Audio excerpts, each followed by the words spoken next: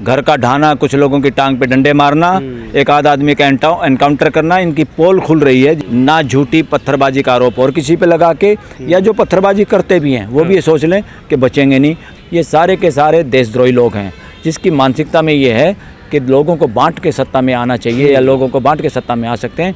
ये इस देश के सच्चे सपूत नहीं हैं, ये देशद्रोही लोग हैं। ये मानसिकता ही खतरनाक है। इन लोगों की मानसिकता बदलने का काम करना पड़ेगा। पहले भी कई मामले आए हैं जब पत्थरबाजी के आरोप लगकर, थूकने के आरोप लगकर जो है गिरफ्तारियां हुई हैं, घरों को बुलडोज किया गया है। लेकिन अब सूरत से ये मामला आया है, पत्थरबाजी के आरोप लगते हैं और जैसा कि खबरों के मुताबिक निकलकर सामने आ रहा है कि 27 मुस्लिमों को गिरफ्तार किया और उनको पूरी तरह से पुलिस ने मारा पीटा, जिनकी ये वीडियो भी वायरल हो रही है।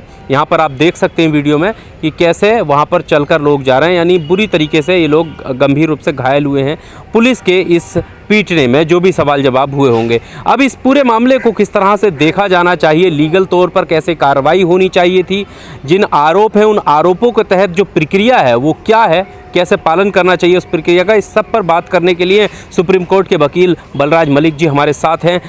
सर, अब फिर से पत्थरबाजी का एक मामला आया गुजरात के सूरत से, और उसके बाद जो वीडियो आया वो हैरान करने वाला है कि जितने भी आरोपियों को पकड़ा था वो लंगड़ा कर चल रहे थे, यानी पैर में चोटें उनके आई हैं और ये दिखाया गया कि देखियो इनका इलाज कैसा हमने कर दिया है। या ये जो कार्रवाई है इससे सहमत है, सही किया पुलिस ने? नहीं, अभी तो मैं ये कह रहा हूँ, ये इस तरह के पथराव की घटनाएं होती क्यों हैं? होती हैं या कोई पीछे से स्टार्ट करता है, भीड़ में घुस के स्टार्ट करता है, या वाकई इस तरह के तत्व दोनों समाज में हैं, इस तरह के खुरापाती लोग जो कहीं ना कहीं झगड़ा देखना चाहते हैं। ये हर एंगल से हमें देखना होगा और देखना चाहिए। और पहली बात तो हर डिस्ट्रिक्ट लेवल पे वैसे ही समाज की कमेटी होनी चाहिए जो गाइड करे डीसी और एसपी को, उनको बताए कि ये प्रोग्राम कैसे करना है और हम सब कैसे मिलके करेंगे। ये डीसी और एसपी के जरिए राज करना ये अंग्रेज़ों का काम था, ये राजाओं का काम था। डेमोक्रेसी में ऐसा नहीं चल सकता। डेमोक्रेसी में डीसी हो चाहे एसपी हो, इन लोगों को समाज के लोगों के हिसाब से उनसे राय मशवरा लेके चलना पड़ेगा और चलना चाहिए। अगर वो इस तरह से चलें तो इस तरह के झगड़े हो ही नहीं सकते। समाज के सभी समाज के प्रमुख लोगों को जब मिला के बात करते, घर में झगड़ा होता है क्या? जब घर के सब लोगों को मिला के बात करते झगड़ा होता है क्या? कभी भी नहीं होता झगड़ा। इसीलिए क्या हम पूरे समाज को अपने देश का परिवार मानते कि नहीं मानते? पहले तो इसी बात पे झगड़ा है, नहीं मानते। बहुत सारे लोग नहीं मानते और सिस्टम का अमानवीयकरण हुआ है। सिस्टम का अभी लोकतांत्रिकरण नहीं हुआ इस देश में, मानवीयकरण नहीं हुआ है। अभी सिस्टम को इसी बात में उलझाया हुआ है, जाति पाति और रिलीजन के आधार पर लोग सरकार बनाना चाहते हैं, सत्ता में रहना चाहते हैं। ये सारे के सारे देशद्रोही लोग हैं, जिसकी मानसिकता में ये है कि लोगों को बांट के सत्ता में आना चाहिए या लोगों को बांट के सत्ता में आ सकते हैं। ये इस देश के सच्चे सपूत नहीं हैं, ये देशद्रोही लोग हैं। ये मानसिकता ही खतरनाक है। इन लोगों की मानसिकता बदलने का काम करना पड़ेगा और ऐसे लोगों को जिनकी ये मानसिकता है उनको सत्ता से बेदखल करना होगा। और कभी भी जनप्रतिनिधि ऐसे लोगों को चुनना बहुत खतरनाक है, प्रेजेंट के लिए भी और फ्यूचर जनरेशन के लिए भी। ये सबको करना होगा और हर पॉलिटिकल पार्टी में ऐसे लोगों की भरमार है, तो सबसे सावधान होना पड़ेगा। मानव जाति एक जाति, न केवल इंडिया की 800 करोड़ एक जाति के रूप में। पर इस तरह की घटनाओं में एक पक्ष जिम्मेदार कैसे हो जाता है? एक पक्ष इसलिए जिम्मेदार हो जाता है, जब राजनीति आप रिलीजन के आधार पे करते हो, जाति के आधार पे करते हो, then you are bound to favour.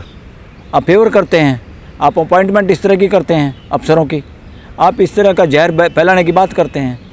तो ये देश किसी की बपोती नहीं है, ना हिंदुओं की, ना मुसलमानों की, ना सिखों की, ना क्रिश्चियनों की, ना बौद्धों की। ये बपोती है 140 करोड़ सारे के सारे सामूहिक जो लोग हैं, परिवार जो है वो बड़ा परिवार है, वो इससे बड़ी चीज़ है। वो हिंदुत्व या इस्लाम या ये जितने रिलीजन हैं, इनसे बड़ी कोई बात है तो मानवता है। मानवता ही हमारा धर्म है, ये हमारे संप्रदाय हैं। संप्रदाय हमेशा पहचान बनाने की बात करता है वेशभूषा के आधार पे। संप्रदाय हमेशा अलग अलग किताबों की बात करते हैं। संप्रदाय हमेशा अलग अलग त्योहारों की बात करते हैं। संप्रदाय हमेशा कई बार अलग अलग भाषाओं की भी बात करते हैं। This is nonsense on the humanity. ये बिल्कुल गलत है, इसको समझना पड़ेगा पूरी मानव जाति को। यंगस्टर, यंग पीढ़ी हमारे देश की समझती है, ये दुनिया की यंग पीढ़ी भी समझती है।